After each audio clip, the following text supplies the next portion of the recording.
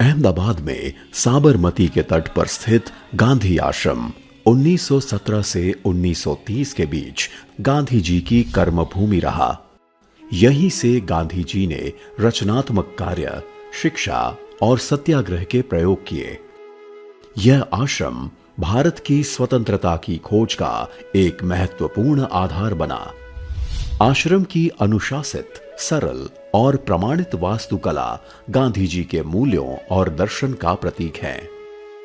कभी यह आश्रम 120 एकड़ के विस्तार में फैला हुआ था। यहाँ की 63 इमारतें गांधी जी के जीवन आदर्शों से सजी थीं। लेकिन जैसे जैसे वक्त गुजरा, यह आश्रम मात्र 5 एकड़ में सिमट कर रह गया। सिर्फ 3 इमारतें ही पर्यटकों के लिए खुली रही। शेष या तो समय के साथ नहीं रही या फिर व्यस्त आश्रम रोड के दूसरी ओर स्थित रही। फिर प्रधानमंत्री नरेंद्र मोदी ने गांधी जी के इस स्मृति स्थल के जीर्णोद्धार का संकल्प लिया।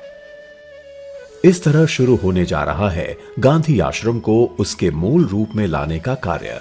आश्रम रोड का मार्ग परिवर्तन करके आश्रम का विस्तार इस तरह से तय किया कि गांधी जी के समय बनी इमारतों को शामिल किया जा सके।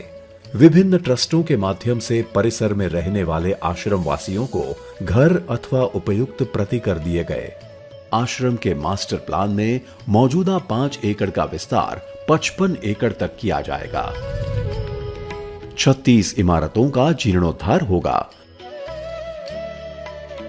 मौजूदा इमारतों में इंटरैक्टिव एग्जिबिट और एक्टिविटीज के द्वारा गांधी जी के जीवन के पहलुओं और आश्रम की विरासत के बारे में भी बताया जाएगा।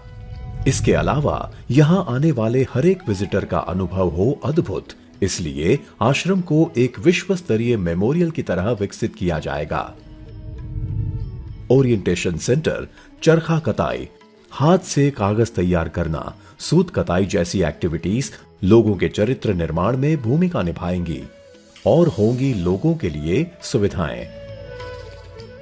साथ ही साथ आश्रम परिसर को हरियाली से आच्छादित किया जाएगा ताकि यहां आने वाले विजिटर्स एक शांत वातावरण में गांधी जी की शिक्षाओं को आत्मसात कर सकें। महात्मा गांधी परिवर्तन लाए, ये सर्वविदित है कि उन्होंने लोगों की आंतरिक शक्ति को जगाकर उन्हें स्वयं परिवर्तन लाने के लिए जागृत किया, प्रेरित किया। मास्टर प्लान के तहत आश्रम तक पहुंचने के मार्ग को भी बदला जाएगा और ऐतिहासिक दांडी पुल का जीर्णोद्धार भी किया जाना है। यह प्रोजेक्ट भारत सरकार द्वारा फंड किया जाएगा। साथ ही ट्रस्ट और आश्रम वासियों के सहयोग से यह होगा परिपूर्ण। गांधी जी की कर्मभूमि की मूल स्वरूप में पुनर्स्थापना उनके मूल्यों और दर्शन को जीवंत रखेगी और आने वाली पीढ़ियों को प्रेरित करती रहेगी।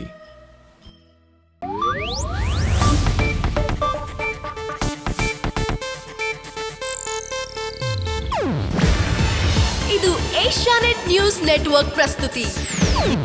ನೀವು ನೋಡ್ತಿದ್ದೀರಾ ಏಷ್ಯಾನೆಟ್ ಸುವರ್ಣ ನ್ಯೂಸ್।